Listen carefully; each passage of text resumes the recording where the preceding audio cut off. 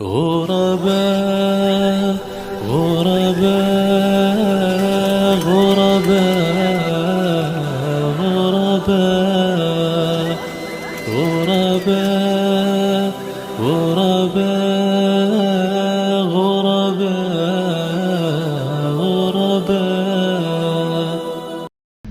ہر شخص دعویٰ کرتا ہے، خواہش کرتا ہے، تمنا کرتا ہے کہ میں مخلص بن جاؤں. کیسے بن سکتا ہے؟ اس کی نشانی کیا ہے؟ 4 نشانیاں انسان کو یاد رکھنی چاہیے اور ہر وقت ٹٹولتے رہنا چاہیے میں کہاں کھڑا ہوں. استواء المدح والذم من العامة، نسيان رؤية الأعمال في الأعمال، اقتضاء ثواب العمل في الآخرة. مخلص کی نشانی یہ ہے کوئی آپ کی مذمت کرے، کوئی آپ کی تعریف کرے، آپ دونوں رویوں کے سامنے برابر رہیں. اگر آپ تعریف سن کے خوش ہوتے ہیں، مذمت سن کے منہ بنا لیتے ہیں، اس کا مطلب یہ ہے کہ اخلاص میں فرق ہے. صحابہ کی طرف آئیے، انہوں نے اس بات کو کیسے سمجھا.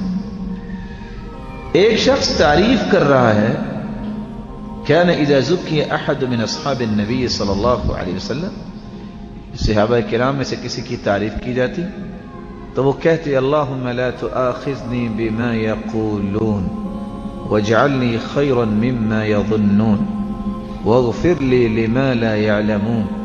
اے اللہ، میں نے نہیں کہا، یہی میری تعریف کر رہا ہے، لیکن اس تعریف پہ میرا مواخذہ نہ کرنا. اللہ، یہ ان کا گمان ہے میرے بارے میں، مجھے ان کے گمان سے بھی اچھا بنا دے.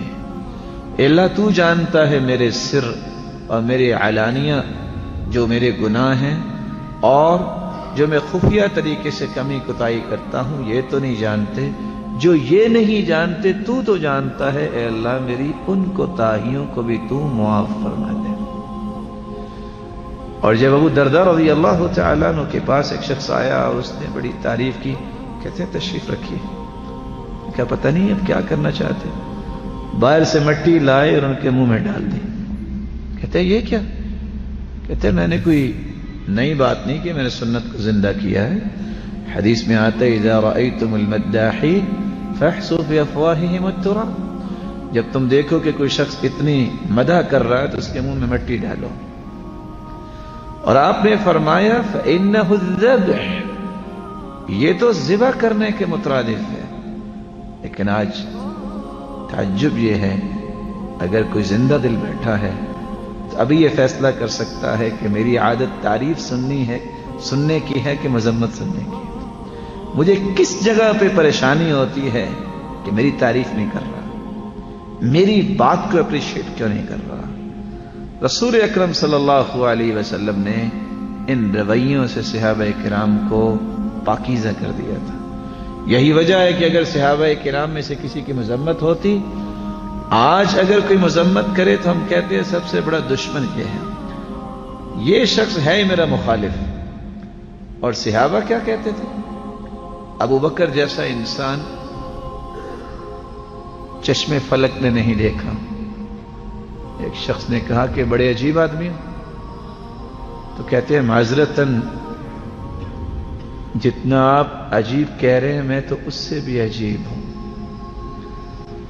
عبد الرحمن بن عوف جو جنتی ہیں، جن کو جنت کی بشارت ملی تھی، جب ان سے کسی نے کہا بئس الرجل انت، بڑے برے انسان ہو، تو انہوں نے 2 جواب دیے تھے، مسکرائے بھی اور مسکرا کے کہتے ہیں ما عرفنی الا انت، میرا صحیح تعارف تو نہیں کروایا ہے، لوگ تو ایسے ہی میری تعریفیں کرتے ہیں. جب علی بن حسین رضی اللہ تعالیٰ عنہ کو کسی شخص نے گالیاں دی، اس کے گھر جا کے کہتے ہیں ان کنت کاذبا فغفر اللہ لک وان کنت صادقا فغفر اللہ لی، اگر تم نے جو گالیاں، جو برے الفاظ بولے ہیں اور واقعی میرے اندر برائی ہے، دعا کرو مجھے اللہ معاف کر دے، اور اگر تو غلط کیا بیٹھا ہے تو میں دعا کرتا ہوں اللہ تجھے معاف کرے، ویسے ہمارا جھگڑا کوئی نہیں ہے. اور حسن بصری کی خوب کسی نے، جس کو آج کل بولتے ہیں نا کہ اس کی خوب گت بنائی، ایک شخص دوڑتا ہوا آیا،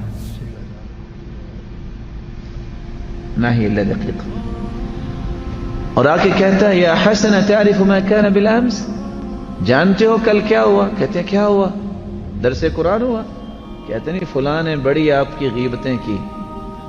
انہوں نے 3 جواب دیے۔ پہلے اس کو کہا کہ راستے میں ابلیس کو صرف تو نظر آیا ہے کہ میرے بھائی کی شکایت لے کے آیا؟ پھر اس کے لیے دعا کر دی، پھر کھجوروں کا ٹوکرا لے گئے اور جا کے اس کو پیش کیا۔ کہتے ہیں ہذہ ہدیۃ منی لک، یہ میری طرف سے تحفہ ہے۔ کہتے تحفہ کس بات کا؟ مناسبت کیا ہے؟ کہنے لگے جو بھائی میرے لیے کوشش کرتا ہے نیکیاں بنانے کی، غیبت کی ہے، مجھے نیکیاں ملی تو میں نے کہا چلو اس کا منہ میٹھا کروا دوں۔ ہمیں بھی کبھی ایسا کرنے کی کوشش کرنی چاہیے۔ یحییٰ بن معین کو گالی دینے والے نے گالی دی، ساتھی نے کہا لم لم ترد علی، جواب کیوں نہیں دے رہے؟ تو انہوں نے کہا تھا فلماذا تعلمت اذا، اگر میں نے گالی کا جواب گالی ہی دینا ہے تو پھر میں نے علم کیوں سیکھا ہے؟ اللہ ہمیں عمل کی توفیق عطا فرمائے۔ اخلاص کی دوسری نشانی، جو عمل کرو بھول جاؤ۔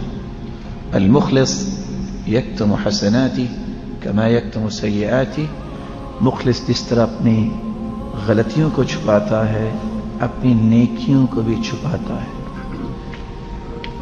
حسن رضی اللہ تعالیٰ عنہ جب اللہ کے پاس گئے تو غسل دینے والے نے دیکھا کہ ان کے کمر پہ نشان تھے۔ فندش پریشان ہوا کہ لڑائی نہیں ہوئی، نشان کس بات کے؟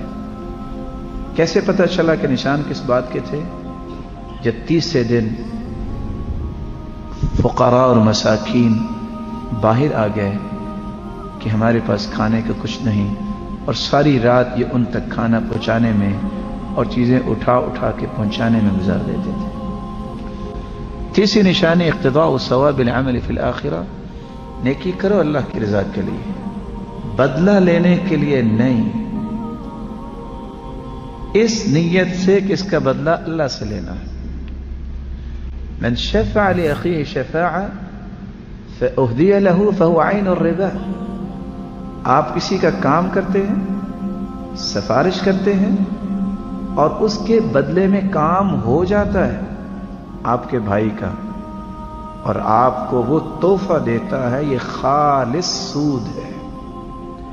اور میں حیران ہوں یہ صحیح الجامع کی اس روایت پہ کہ آج اگر آپ دیانتداری سے دیکھیں 100 میں سے کتنے لوگ ہوں کہ جن کی خواہش ہوتی ہے کہ میں نے اس کا کام کیا ہے، اس کو مجھے کچھ دینا چاہیے، مجھے ضرور اس کو دینا چاہیے، اور اگر دینے والا بھی اس نیت سے اس کے ساتھ نیکی کر رہا ہے چونکہ اس نے میرا کام کیا ہے تو میں اس کو کچھ دے دوں، اس کو کیا نیکی ملے گی؟ اس نے بھی اللہ کی رضا کے لیے نہیں دیا۔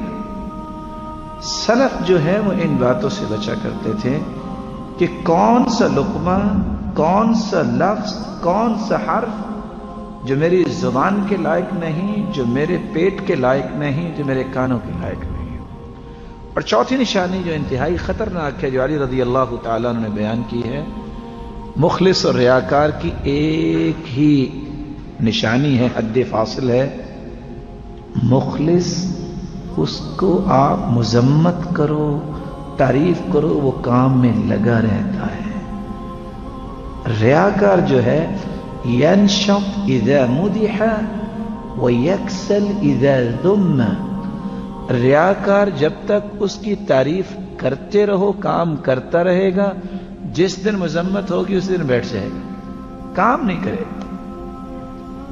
کیا کہے گا؟ طریقہ نہیں ان کو آتا، آپ سکھا دو۔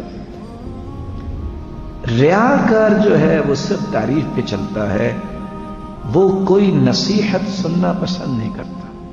اور امام غزالی نے کتنی بڑی بات کہہ دی، وہ کہا کرتے تھے کہ جو شخص نصیحت سننے کو پسند نہیں کرتا، ایسا شخص لا خیر فی، اس میں کوئی خیر نہیں، بلکہ لا یرجا خیر، اس کی خیر کی امید بھی نہ کرنا۔ لوگوں نے کہا اتنی بڑی بات تم نے کہہ دی، یہ کیا؟ کہا قرآن کہتا ہے وَإِذَا قِيلَ لَهُ اتَّقِ اللَّهَ أَخَذَتْهُ الْعِزَّةُ بِالْإِثْمِ، جب کہا جاتا ہے اللہ سے ڈر جاؤ تو ان کی عزت اڑے آ جاتی ہے، کہتے ہیں مجھے سمجھا رہے ہو، اچھا مجھے کہہ رہے ہو کہ میں یہ کروں؟ وہ اپنے آپ کو اس نصیحت سے بڑا سمجھتا ہے۔ اور قرآن نے آگے لفظ کیا بولے ہیں؟ فَحَسْبُهُ جَهَنَّمْ، اس کا ٹھکانہ جہنم، وَلَبِئْسَ الْمِہَادُ، اور یہ بہت برا ٹھکانہ ہے۔ اللہ رب العزت ہمیں محفوظ فرمائے۔